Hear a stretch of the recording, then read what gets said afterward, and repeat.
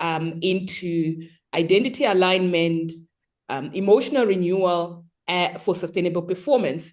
And this is inspired by work that has been done over 17 years, working mostly, with women and seeing how, as women, we are navigating a system that is probably not designed with us in mind. And so experiencing, a lot of challenges where mostly women start to just operate from what we call survival leadership identity, survival-based leadership identity. How do we know that is happening? A lot of overwhelm, a lot of overfunctioning, a lot of burnout that we hear, but also multiple roles, having to juggle multiple roles and ending up with what we call a role overload. And with all of that, you then notice a lot of women not necessarily having a clear leadership direction, lacking strategic influence in places that matter the most, and so getting trapped again in overwork and overfunctioning. And that is what is inspired, the work to help women to transform from survival leadership-based identities. And we've been doing these webinars since last year.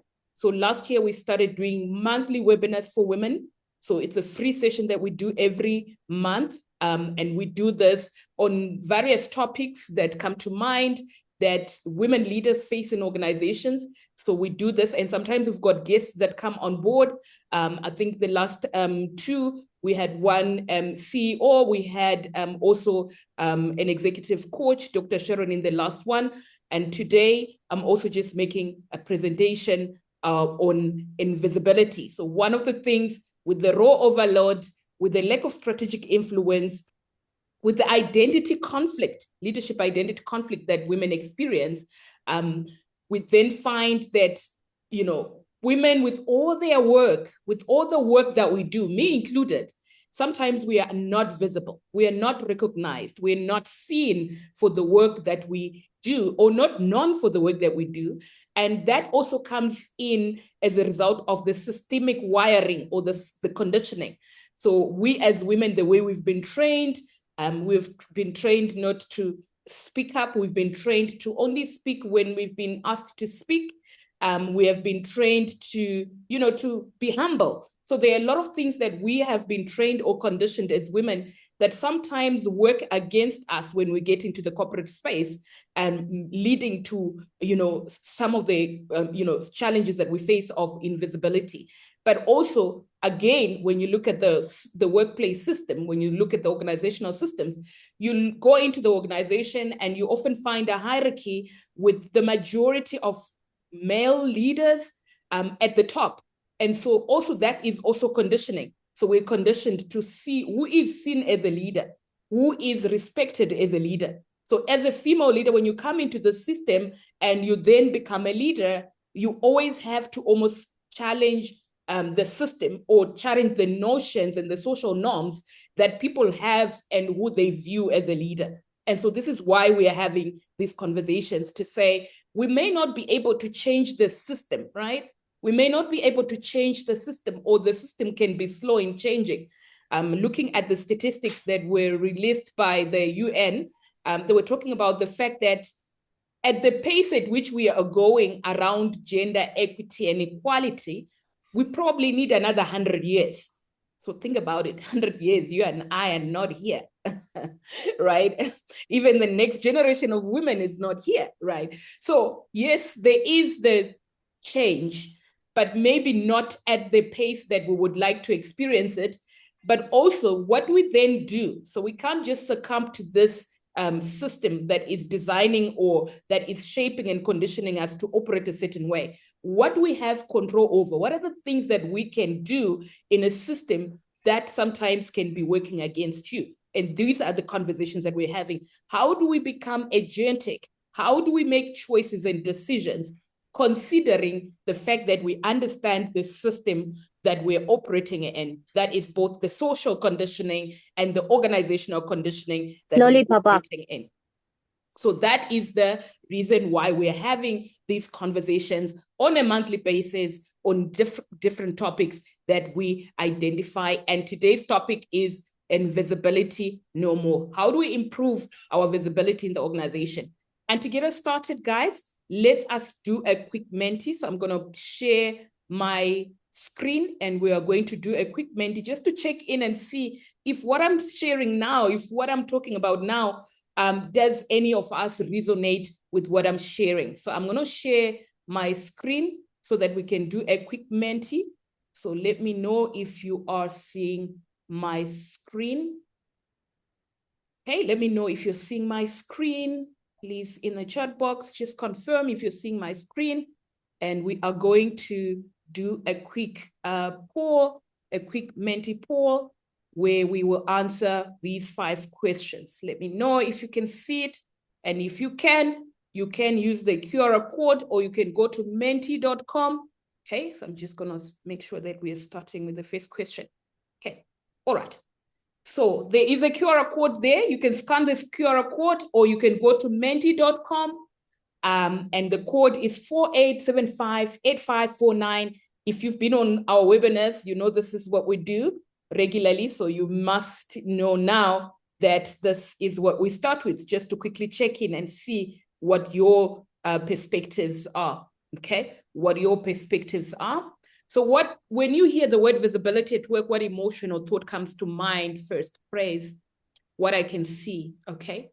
Visibility at work, what comes to mind for you? What comes to mind when you hear exhaustion? Okay, that's interesting. Okay, when you hear visibility at work, what comes? Transparency. When you hear visibility at work, what comes to mind for you? Vulnerability. When you hear visibility at work, what comes up for you? Rewards. Okay. When you hear visibility at work, what comes to mind for you? We've got 13 out of 37 people on the call. Please ensure that you join us so we have your voice in the room. It'll be good to have your voice in the room if you can. Okay. Understood. Okay. When you hear the word visibility, what comes to mind for you? What comes to mind for you? Okay. Responsibilities. Okay. Respect. Okay. What comes to mind for you? When you hear the word visibility, what comes to mind for you? Okay, I think for the sake of time, we're going to move to the next one. Hopefully other people can catch up as we seen. Okay, seen. All right, let's move on to the next question. We're going to move on to the next question. Collaboration. Okay, let's move on to the next question. Which visibility challenge do you relate to? Okay, which visibility challenge do you relate to? My work is often invisible. I struggle to speak up confidently. I overwork instead of communicating impact. I fear appearing arrogant. I minimize my achievements. I struggle to build strategic relationship. Which of these visibility challenges can you relate to? Okay, so I can see people are, making choices on what their experiences are. So we probably, across the spectrum, okay? I overwork instead of communicating impact, the big one, okay? I struggle to build strategic relationships. I fear appearing arrogant, okay? And this is very interesting. Where did we learn this? If you can connect with my intro earlier on in terms of social conditioning, how have we been trained to be acceptable women or to come across as acceptable women? So you can see some of this playing out exactly in the way we show up at work, which then affects the visibility, Thank you, guys. We move on to the next one. Which belief about visibility did you grow up with most strongly? Good work speaks for itself. Stay humble and quiet. Do not draw attention to yourself. Work harder, not louder. Be visible. Being visible feels promotional. Self-promotional. I was never taught visibility mattered. Okay. Work harder, not louder. Good work speaks for itself. Okay, all right. Which of these beliefs? I was never taught visibility mattered. Okay. Which of these do you have a belief around? Which of these do you have a belief around? We've got 42 people in the room. It would be nice for everybody to participate so we can have your voice in the room. Thank you so much. For the sake of time, again, we're just going to be moving very, very fast. What do women leaders often fear people will think if they become more visible? So this is not about your fear, okay? Okay. What do women leaders often fear people will think? Okay, yes, it is your fear. What do you fear people will think? But it's about the perception others have of you, right? What do you fear people will think if you are visible? What do you fear people will think if you're visible? Being labeled aggressive. Okay, there we go. Too masculine. Okay, there we go. Criticism of my skills. Okay, what do you fear will happen if you're visible? I am a know-it-all. So these labels, like almost put downs, we are afraid of being labeled this, and then almost like being whipped back into line. You're almost, it feels like being whipped back into line. Okay. Okay. I'm a know-it-all. Criticism of pushy, aggressive, watching your, I don't know what that was. Okay, arrogant. Okay. So very interesting. I got it as a quarter. Okay. Okay. All right. Okay. Thank you, guys. Very interesting, right? So when we are visible, then we fear being regarded or seen as aggressive. So we've got these kind of, raw identity conflict. I spoke about raw identity conflict earlier on to say, as women, we experience raw identity conflict. Who am I as an acceptable woman, or who do I need to be as an acceptable woman? And who do I need to be as a leader? Okay. And when you look at these two, sometimes they are in conflict. And so we start to experience that identity conflict, which then affects how we show up as leaders, which then affect how we show up as leaders. What does the invisibility cost you professionally and emotionally? So yes, you've got those beliefs. Yes, you've got those fears. But have you noticed how being invisible has costed you as a person? Okay, what has it costed you? Respect, right? What has it costed you being skipped for promotion? Okay, what has it costed you? Progress, exactly. What has it costed you to be invisible? Promotion, okay? What has it costed you to be invisible? So when you look at promotion, it's also the financial aspect, work-life balance. Look at that. You start to overwork, undermined. Yes, progress, right? Promotion, okay? Recognition, feeling valued, seen as young and inexperienced, right? Sense of self-worthy, overlooked for promotions, valued. Okay, so these are the costs. So there is a cost of remaining invisible. And if you really look at it, as I was saying, if we unpack and promotion, just promotion alone, it's not just the upgrade of the role, it's the financial impact, right?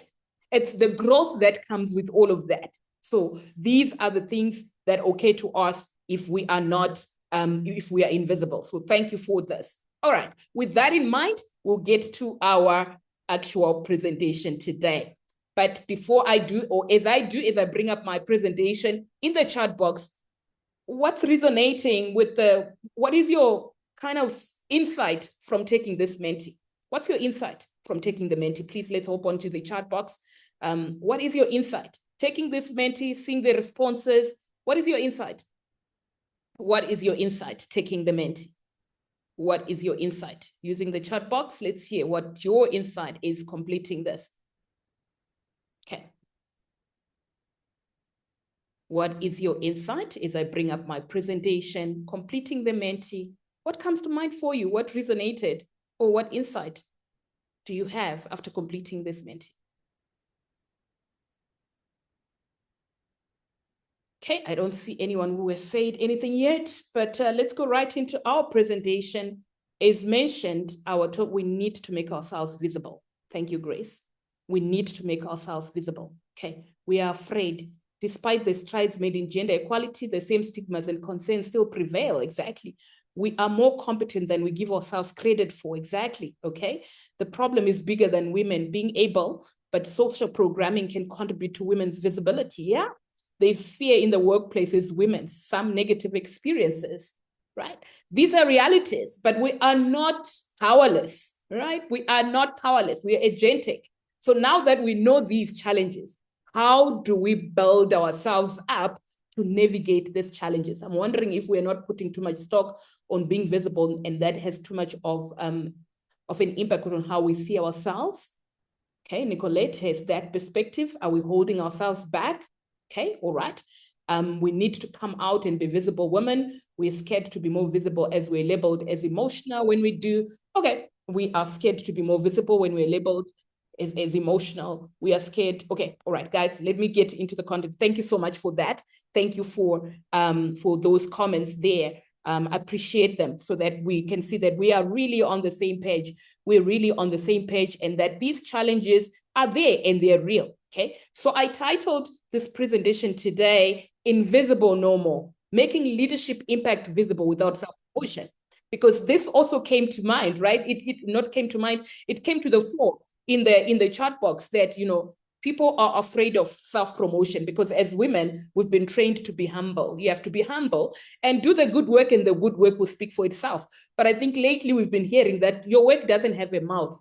It cannot speak for itself, right? But we're also noticing that even as people are not communicating the value that they're bringing to the organization, they're getting left behind. We've seen the cost, right? So you're there doing good work, it's not visible, and you're hoping somebody will notice, and then you get passed for promotion, you get resentful, you get angry because you know the hours you're putting in, you know the amount of work that you're putting in, right? So why does this conversation matter? Why do we need to have this conversation? So I've already given a context, and the context also of how we completed the Menti also kind of brings to the or brings to brings the relevance of this particular conversation. Why do we need to have the conversation, right? So leadership environments are changing. Leadership used to be hierarchical. People used to notice when you're doing work. Tenure used to be based on number of years. So if you're there and you have been there for a while, you know that after 5 years, you are going to get the next promotion. But the world of work has actually changed.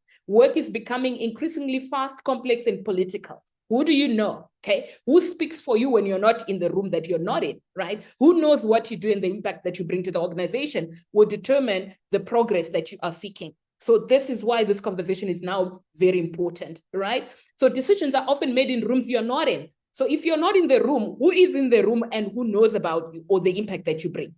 Okay. We know now that visibility influences opportunities. It influences sponsorship, strategic projects. Are you going to be placed on strategic projects? Will you be promoted? Okay. What influence will you have in the organization, right? What influence and trust, right? Who trusts you? Okay. Who trusts you based on the work that you do? So visibility is just no longer a nice to have, right? It is a strategic part of leadership. So if you're going to be in a leadership position, visibility is no longer just a nice to have. You have to have it if you're looking at becoming an influential leader, if you're looking at becoming a strategic leader. So it's no longer just a nice to have, okay? So the conversation matters because, again, many women still believe that the work should speak for itself. And as I said, we are hearing it more and more that the work does not have a mouth. Okay, your work cannot speak for itself. It does not have a mouth. Okay, so but leadership impact must also be understood. Right now, you need to make sure that your impact is understood, considering the complexity of the work, right? Considering the nature of change, constant change. So if people don't understand the impact you're making, you leave it out for them to make the assumptions about the work you're doing, okay? And here's the invisible leadership trap. So women, many high-performing women outperform quietly, carry disproportionate responsibility, and we saw it in the MENT, in the MENT check-in, in the poll. We solve problems behind the scenes and never speak about it, right? Protect teams from chaos. So there is a lot of emotional labor that we carry silently in the organization, okay? And we avoid drawing attention to ourselves. And this is a trap because you do all this work and nobody notices, nobody sees, because people are, battling, or people are navigating the fast-paced change of work to notice the things that are happening that are not being spoken about. Okay, so the result of all of that is that your leadership becomes invisible. Okay, contribution becomes expected. So as you do the work, as you overfunction, as you over-deliver, it becomes an indication of capacity. Let's give her more work. Rather, let's promote her. Right? It's not let's promote her, it's let's give her more work. She can do more work, which is sad, right? So then you start again to see women getting more work, raw overload, and you go back to overfunctioning, exhaustion, overwhelm, burnout. Okay, so you start to see all this. And with all this, you're trapped in operational matters and doing, so you don't have any strategic influence, right? So your strategic influence decreases because you're trapped in operations. So excellence without visibility is often interpreted as capacity, not leadership. She has capacity, let's give her more work. Okay. So we often have interpreted visibility as self-promotion, but let's look at the differences. Self-promotion is like, hey, I'm here. Look at me. Look at me. I'm here. Right? But strategic visibility is really about, here's the value that I create. Okay? Here's the value created. Here's the impact made. Okay? Self-promotion is attention seeking. You want people to pay attention to you. But visibility is about organizational contribution. How is your work contributing to the strategic objectives of the business? Okay. And how do you make that visible? How do you make people see that you're not just coming up to work and just working, but you're making a strategic contribution to the business, right? Ego-driven, it's really about you, right? It's self-centered if you're self-promoting. If you're self-promoting, it's self-centered, self-interest. But when you are doing strategic visibility, or you are showing up in a way that gives you strategic visibility, it's purpose-driven. Why am I here? Why does it matter? Okay. So it is purpose-driven. Why does it's mission-driven. Why does my work matter? How does it fit into the greatest thing, in the greater sphere of things in this particular organization? And then with self-promotion, it's spotlight holding. So I want to be the spotlight. I want to be the queen. I want to be the one everybody comes to. With strategic visibility, it's spotlight sharing. So when you are having strategic visibility, you're not afraid to bring your team along and spotlight them and say, this person has done great work, and celebrate them and mention them in rooms where they are not in, right? So it's not about you, right? When someone has done good work, you're not going to take credit. When you do take credit for someone's work, that's spotlight holding, and that's self-promotion. But strategic visibility is really about sharing that spotlight. Who else is doing good work? Who else will never enter the rooms that you have privilege to enter in, and they're doing great work, and you can speak on their behalf in that room, if that makes sense, okay? And then self-promotion is validation. Wow. Okay, self-promotion is validation seeking, but when you are being strategically visible, you are influence building. You are building influence, right? You're leading. We say leadership is influence. That's what we say, isn't it? Leadership is influence. So you're not seeking validation. You are building influence. And that is the difference between visibility and self-promotion. Let me hear your thoughts in the chat. Does this reframing help you a little bit? But I am not trying to self-promote. I am being strategic in terms of visibility. Does this framing help you a little bit? In the chat box, let me hear what your thoughts are regarding this framing. Okay, I don't want this to be a monologue. I want you to engage, okay? How do you feel about this framing, self-promotion versus strategic visibility? Strategic visibility, how does that sit? How does that sit with you? How does that sit with you? Okay. All right, while we're waiting for your thoughts in the chat box, let me perhaps move on. So visibility is not self-promotion. Visibility is helping people understand value. It's making leadership impact legible. This is the impact we're making. It's communicating contribution strategically, and it is increasing influence. So health visibility says, here's the value we're creating, here's the progress we're making, here's the strategic impact of this particular work. That is health visibility. That is health visibility, okay? And we know, we've already spoken about this. Why does visibility feel uncomfortable for women? We are conditioned to work quietly. It's training, social conditioning. You are in the back, not in the forefront. Do your work quietly, yeah? So sometimes it feels like I shouldn't be more than the males around me. I shouldn't be more than my husband. So you minimize yourself and you withdraw, even if you are doing greater work than them. Okay, so you avoid appearing arrogant, and this came up already in the polls. Prioritize being liked. Okay, so we are more heady animals than our male counterparts, right?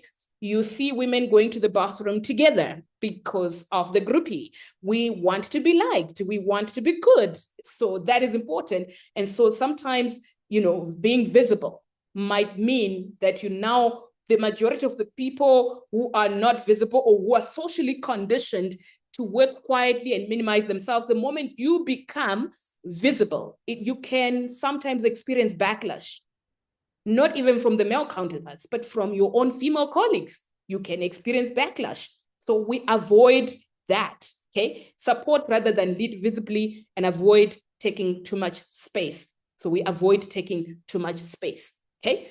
And what are some of the common narratives you hear women say? And we've already spoken about this.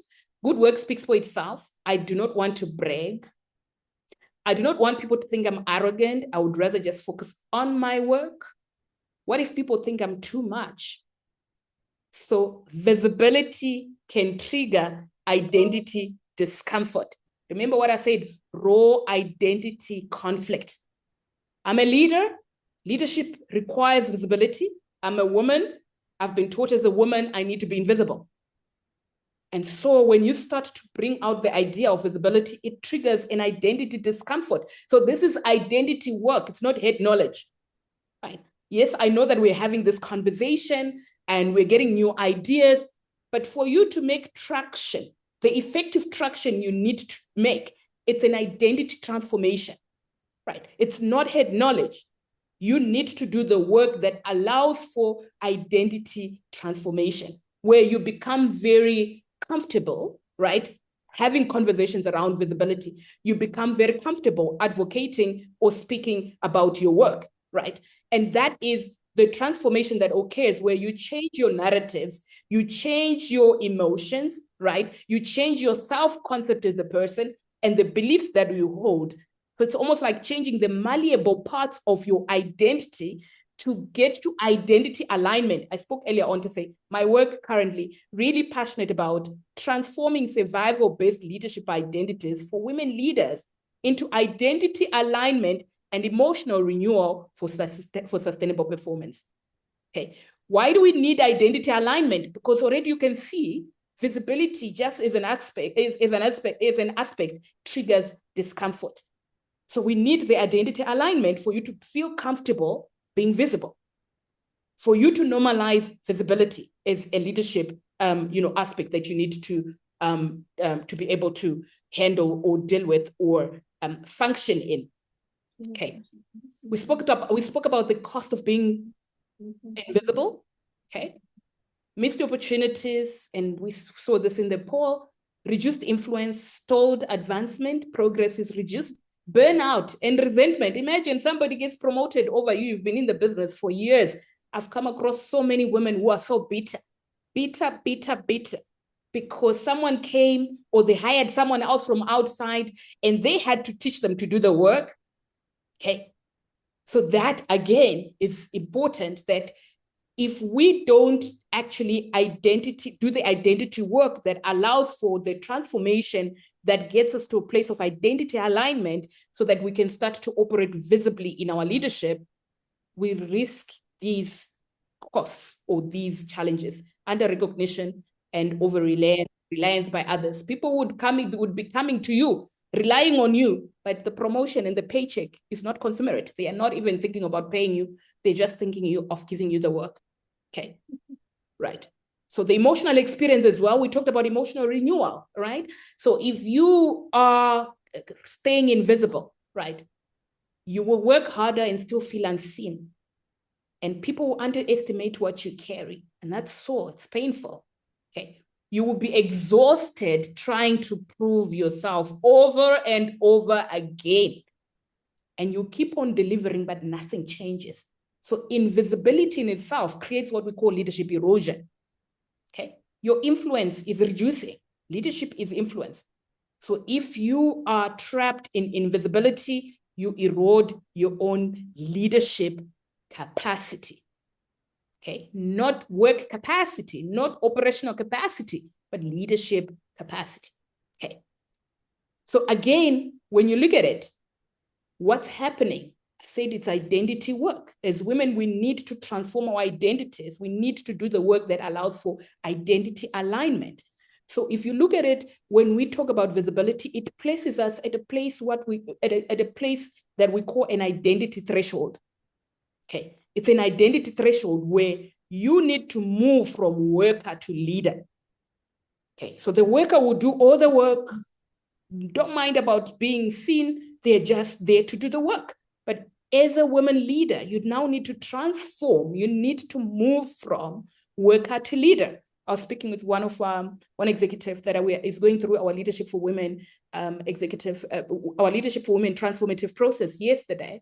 And she was telling me that she was doing one-on-ones, and is an outcome of our coaching. She's doing one-on-ones, and two of her managers tell her that, look, they don't know why they are there at work, because she does their work, right? She does their work. So she's struggling with delegation because she does not want, she feels like if people are slow, they're going to drop the ball. So she would rather do it. So she battles with delegation, right? So what does she then do? She does work for a PA. She does work for some of her managers. So she's overloaded. And we're talking about, okay, so you as an executive are going a layer below to go and do the work of the person below you, but you're getting paid executive salary.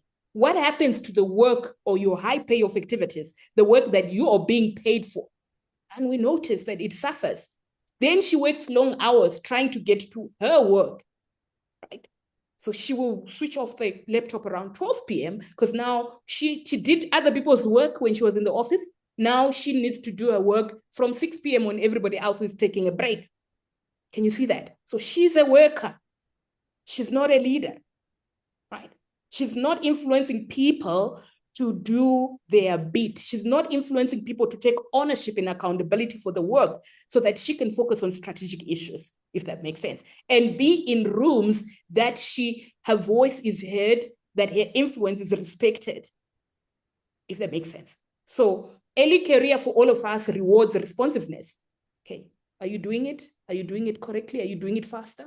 Reliability, can you do it? And we know that you can do it. Execution, hard work, and support. That's early career. But as you transition to leadership, things need to change. Okay, leadership increasingly rewards visibility.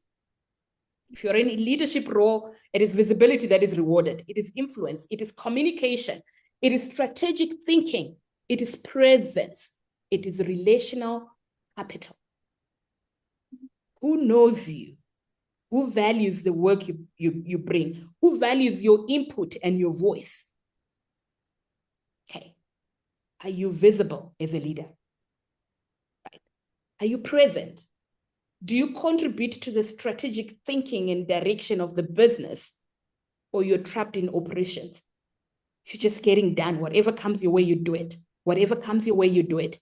Let me pause for a bit. Let me hear your thoughts. Okay, let me hear your thoughts. Is this resonating? Am I speaking to something that people are experiencing? You're labeled being ambitious. I'm trying to get back to the chat box and see where we ended. Yes, it takes a team to be successful. We can't do it alone. Very helpful. Okay, all right. Yes, it is very helpful. Okay, what are your thoughts? What resonates? If we were to stop right now and say done, what is your one key takeaway? If we were to stop now and like, ladies, we're done. I didn't notice, except for Tony, I didn't see if there were other male colleagues that joined. Okay, so ladies, if we were to say it now, done, what would you take away with? What would you take away with? What is the one small action you could go and start to do from just having this conversation? You've taken your time to sit here. You've taken your time to sit here. What's resonating? What one idea can you take away from what I've shared so far? What one idea? Okay. People are thinking. Visibility. Know the value you bring as a leader. Strategic leadership. Mind shift. Okay. Okay. What is the one thing that's coming or that's standing out for you? What's standing out for you? add value and contribute to organizations. Speak when you know you have something valuable to add, right? I resonate. One is to move from being operational and being strategic on the next level, okay, to lead and speak loudly about my value. This puts leadership purpose back into perception for me. Yeah. Don't be afraid to put yourself out there to talk about your value add, yeah? Be performative if required.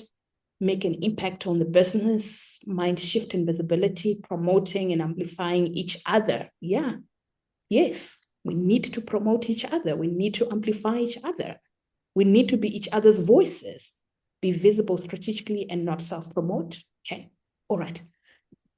Let's move on. So visibility is a leadership skill, right? Visibility includes communicating progress. Now, one of the things that we face or that I come across a lot is when I am doing the Leadership for Women transformative process is that women, and I don't know if it's our nature, that I talked about a lack of leadership, strategic leadership vision earlier on because of being too operational, role overload, and all these are the things that are facing us. So no clear leadership direction for many women. And what that often then does is that no clear goals.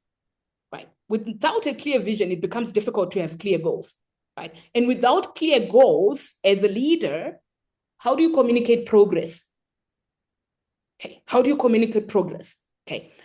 Also, when you are experiencing raw overload, no reflection time. So most women leaders that I come across, overwhelmed, executive position, yes, but overwhelmed, no focus time, no reflection time. How do you gain insights from the work you are doing if you don't have time to reflect on it? Right? How do you gain insights? Because for you to gain insights, okay, this is how we've done the work. This is how we could have done it this way. How do you share insights if you don't have time for reflection and all you do is operate? Okay. How do you speak strategically if you're unclear about how your work is contributing to the value add or to the strategic objectives of the business?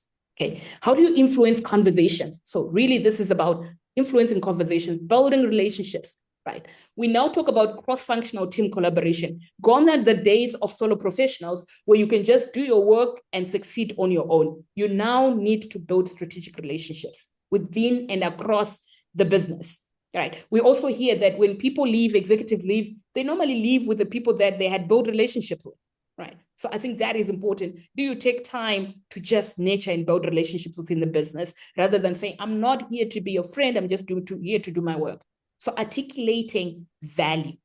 What is the value that you bring? One of the activities that we do in the Leadership for Women transformative process is clearly articulating what your mission statement is. What is my mission statement and how does that align to the mission statement of the business? Because that's the starting off point, right? I started off by telling you that my mission is to transform survival-based leadership identities for executive women into identity alignment and emotional renewal for sustainable performance. We need to enjoy the work that we do and the value that we bring without falling apart, without burning out. Right? Without feeling like we're losing our families, we're losing the things that matter for us, our physical health, without neglecting our financials. We need to lead as total persons so that we can lead as total leaders. So very critical, right? So representing your team, connecting work to business impact. So visibility is not personality. So don't say, I am quiet. I'm an introvert. So how will I do this? I can't do it. There are people who are already vocal. There are people who are already extroverted. So maybe that is for them. Visibility is not personality, right? You can share one insight from the work that you do, even if you are an introvert. You can communicate progress, even if you're an introvert. And these are learnable skills. This is something that you can do differently. That you can learn to do. Okay. So what are the different visibility styles? So visibility can look like strategic visibility, communicating business impact and connecting work to organizational goals. Relational visibility, building strategic relationships, sponsorship conversations, one-on-one influence. Okay, so if you have a team, okay, how's the relationship with your team? How's the relationship with your team? Thought leadership visibility, sharing ideas, facilitating discussions, contributing insights. Okay, team visibility, elevating others, making team visible. making team success visible, and representing the collective impact. So these are the things that we can do. So how do we communicate authentically? How do we communicate so that we're visible? So these are some of the things that we hear when women are talking about their work. I just helped with, right? I also, as a woman leader, I'm still trying to unlearn some of these things, because you've been wired and trained for so long that your work is to help. Okay, you're here to help, right? So it's easy for us to say in a business meeting, I just helped so and so, or I helped. No, one of the outcomes we achieved was so authoritative, right? Value contribution, value communication, right? So we tend to sort of, just as a society or as humans, downplay help. Right? It's almost like, oh, help, it's a freebie. It's something that you were doing, the importance of it is kind of diluted, right? So we need to be able to elevate and speak with authority. It was nothing. So many women leaders struggle to acknowledge their own work or the work of their team. Oh, no, it was nothing. No, how can it be nothing? Right? How can your work be nothing, right? So you have just put down yourself. And when you put down yourself, you give others permission to also say it's nothing. What you're doing is nothing. They may not verbalize it, but you can see it in their behavior that they are not respecting your work. Okay, so I am proud of the progress we've made. Own it, sit with it and own it. Be okay with the fact that you've done this work, right? I got lucky. Woo. Yeah, right? You hear this? I just got lucky. You are not seeing how your experience, how your skill set, your mindset has actually helped to resolve whatever it is that's going on. So we approach the challenge intentionally. So this is how we approach the challenge, and this is what we did. Bring your skill set and your mindset to the fore that helped you to resolve a problem or to get a breakthrough, if that makes sense. Okay, so visibility is communicating value clearly. What value do I bring? And communicate it very, very clearly for others to see, okay? So many leaders communicate too late, yeah? So instead of sharing milestones, so we communicate too late. So instead of waiting until the end, as a leader, share milestones. If you're working on a goal, spotlight it. This is how far we are. This is where we are now. Communicate movement. We've moved from A. We are on our way to D, but right now we're at B. Okay. Provide updates, highlight wins, okay, and celebrate wins. Okay. Communicate lessons learned and connect work to business outcomes. So visibility grows through repeated exposure. One of the concepts that helps us to transform identity or to create identity alignment in our Leadership for Women transformative process is the psychological concept of spaced repetition. Ideas are accepted after the 6th time they're presented. Some of us share once and we get frustrated. We think people are not listening. But remember, when you share, you're competing with what is top of mind for people at that particular point in time. And all of us have got something that's top of mind right now. So when you share what you think is your top of mind, it's competing with my top of mind. So initially, it will probably be disregarded, right? Because I will focus on what's top of mind for me. So ideas are accepted after the 6th time it's presented. As a result, even though I know that we're having this conversation and that it matters, you need to hear this 6 times in order for it to transform you. In order for you to change your narratives, in order for you to start feeling comfortable around the subject matter, so that you can start taking small action steps that change your habits, that change your current habits.